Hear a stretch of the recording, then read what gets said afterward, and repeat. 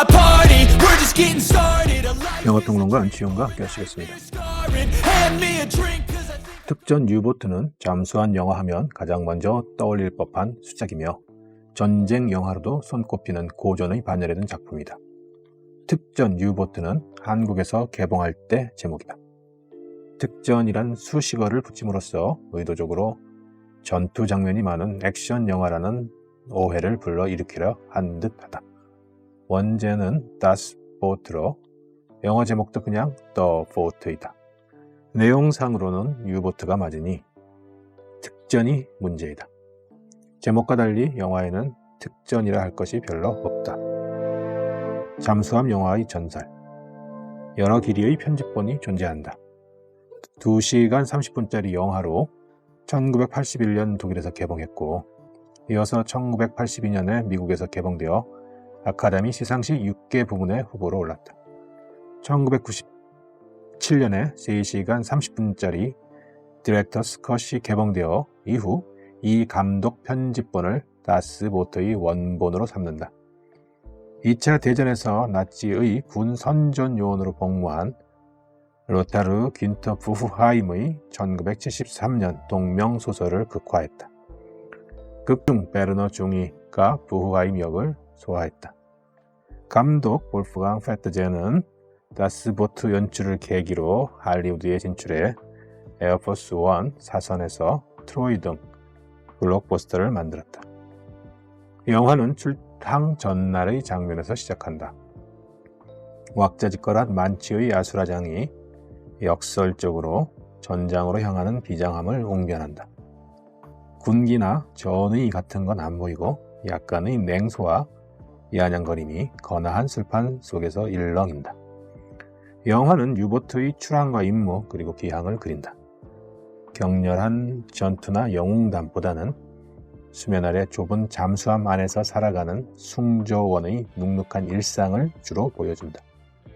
그런데도 상영 시간 3시간 반이 심심하다거나 지루하지 않으니 페터젠 감독이 할리우드에 스카우트된 이유를 알만하다. 더불어 가끔 긴장을 부여하는 외부 요인을 삽입하여 눅눅함의 한 단락씩을 끊어내는 연출 감각을 보여준다.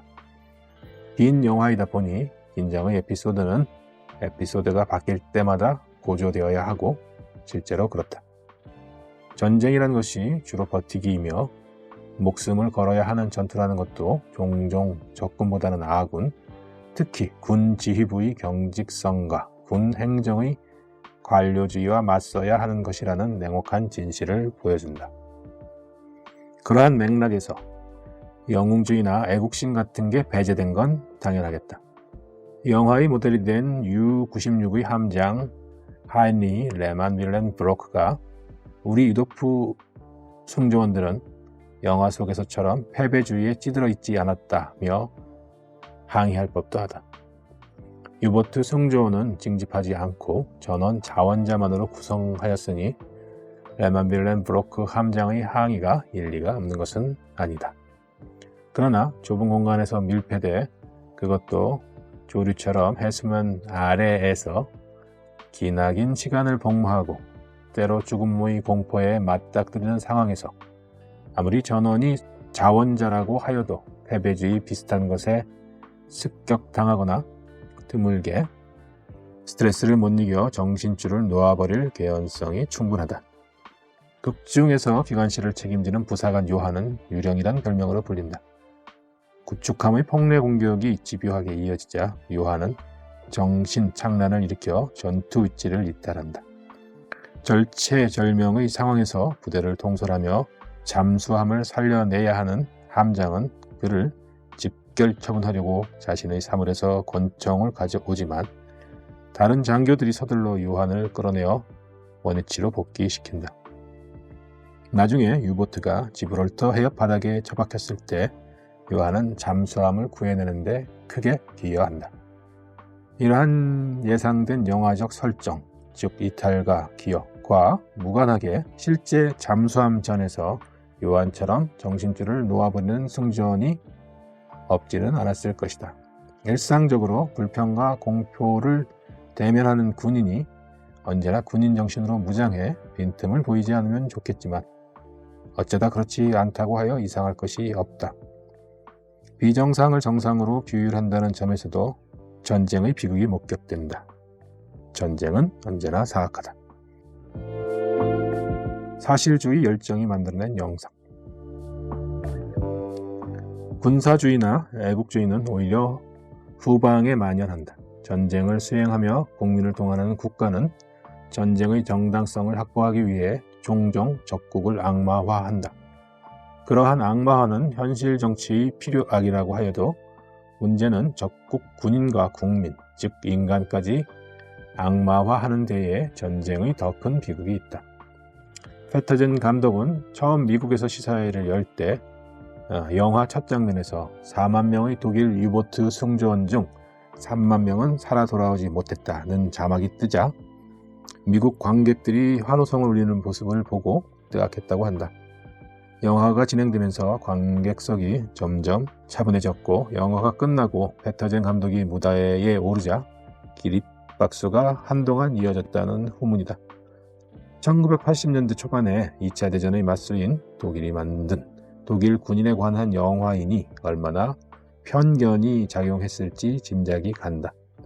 미국 관객의 처음과 끝의 반응이 달라진 것은 이 영화가 보편적인 가치를 드러내 보이면서 무엇보다 반전의 메시지를 명확히 하였기 때문이다.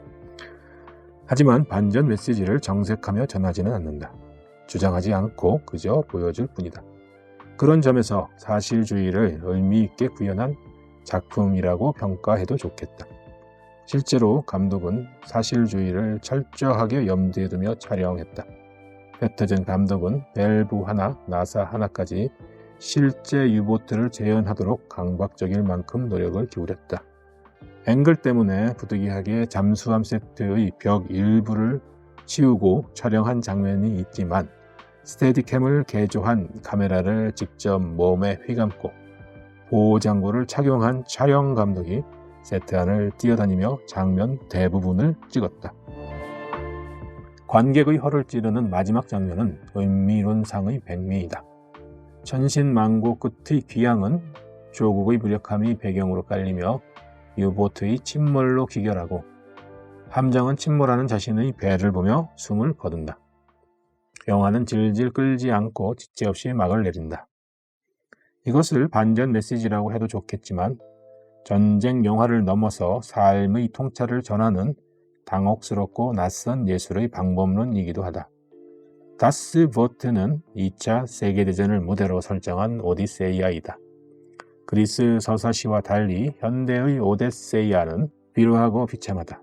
그들은 귀향을 꿈꾸었고 혼신의 힘을 다해 귀향했지만 고향은 애초에 없었다.